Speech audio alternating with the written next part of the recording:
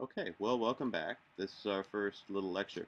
I'm going to be setting up the film that you're assigned for this week, the first film, and then I'll give you some background on it. And after you watch the film, you'll come back and we'll talk about how it all works. We're beginning this class with the transition to sound, and we're beginning to talk about the transition to sound by looking at silent cinema.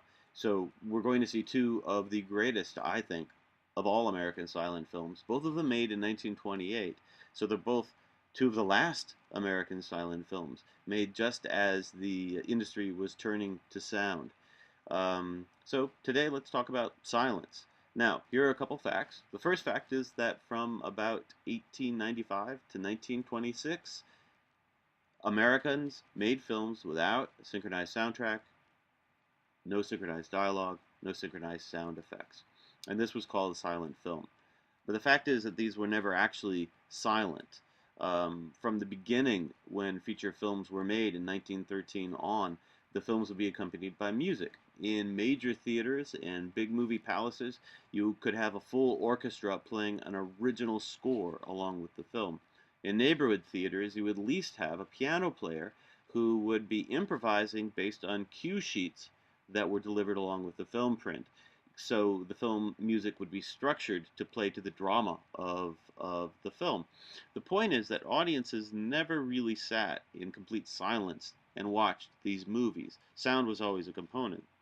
And another important thing to know is that from the very beginning, from 1895 on, scientists and engineers had been trying to create synchronized dialogue and sound effects for films. It was seen as a problem by the engineers, a problem to be solved. Thomas Edison, from very early on, tried for synchronized film, synchronized sound. He wanted to combine the phonograph with the kinetograph to create sound films in the 1890s. But there were two problems that prevented anyone from solving the sound conundrum, and that was synchronization and amplification. Making sounds that would correspond with the image so that when the lips move, the sound seems to come from the lips, and making sounds that were loud enough for an entire movie theater to hear. These problems persisted until about 1926, when engineers had solved both of them and introduced workable synchronized sound equipment. Um, so the technology is there, and in 1927, American studios start making sound films. They begin with films that are part talkies, mainly silent movies with sound sequences in them. The most famous of these, released in 27, is The Jazz Singer, not the first all talkie. It's a silent film with a few musical numbers interpolated in which the characters sing and dance and talk in sync sound. And then in 1928, studios begin to make all talking motion pictures. And this is the first all talking motion picture, a film released by Warner Brothers called Lights of New York. It's a gangster film, and it's terrible. And you'll be glad you don't have to watch this in this class.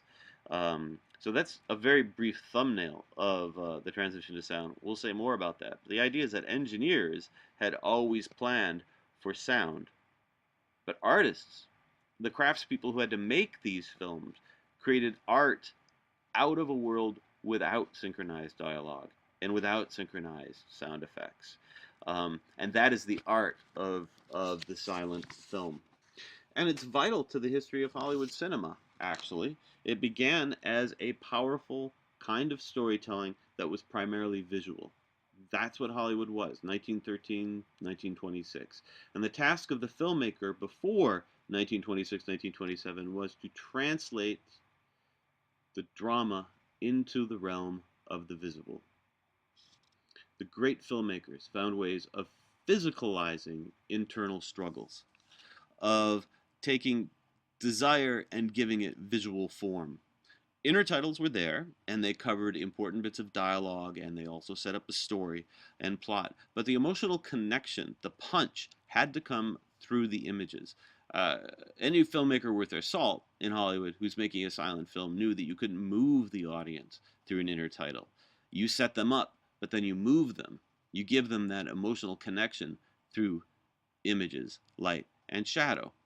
So I'm going to start this class by plunging you into a very different kind of storytelling. a different kind of story film world. And I want you to learn the differences between silent and sound film experiences. And these are differences that go beyond not having dialogue. Watching a silent film feels more different than just not hearing words. But to help us capture that, I've got other people to tell us. Quotations from two eloquent historians who write about sound and capture some of its uniqueness. So I'm going to read some selections from two books. The first book is a book by Janine Basinger. It's called Silent Stars. And she does a good job of explaining some of the differences between watching a silent and sound film. She says, when you enter the world that silent stars inhabit and bring to life, you enter a strange and private place, a world of reinvention and sudden redemption. It's not outdated. There are too many modern concepts and too much that's surprising and fresh, but it's not our world either. It's an world full of strong emotion, and you seem to be constantly sharing lives in secret ways, looking on secret moments, watching scenes of deeply felt, hyper-expressive revelation. More than any other type of film, silent film is voyeuristic. If porn had a pure counterpart, it would be silent film. The secret watching, the silent sharing, the sense that we're intruding in an emotional space that has no easy words to explain itself, no noise to distract us from our feelings.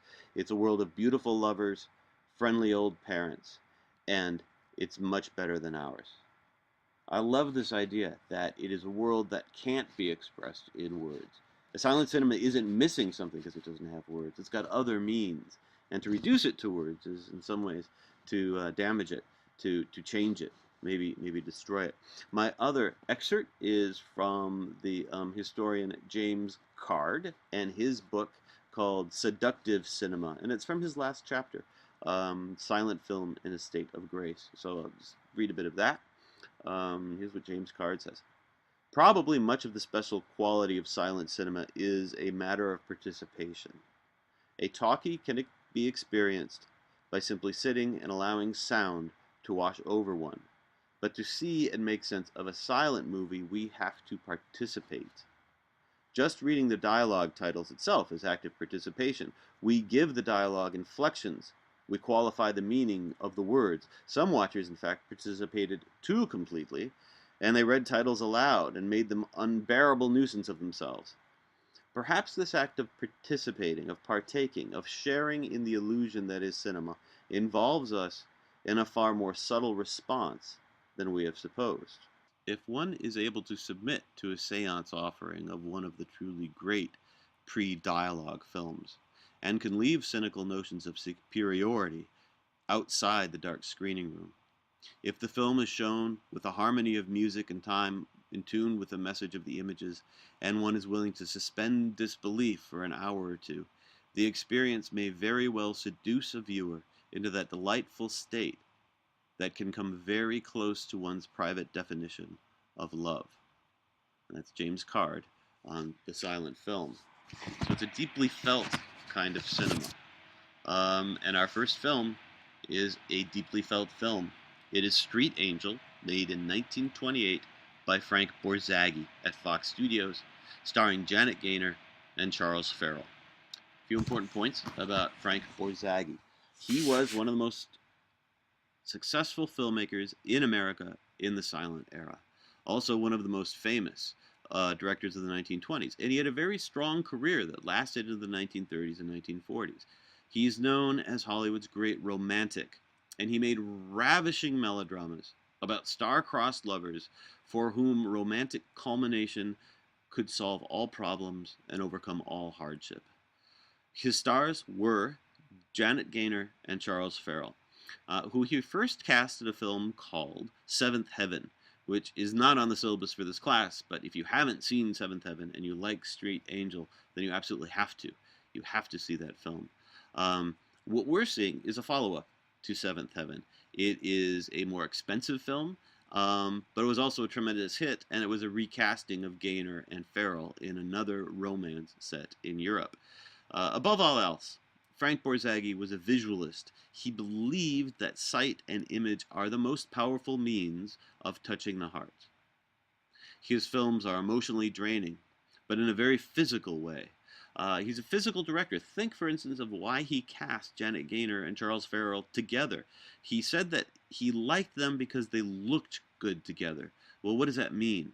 When you see them on screen, consider their physical relationship and what that gives to Borzage's storytelling and the emotion of his film. Street Angel is high melodrama. You have to leave that feeling of superiority behind.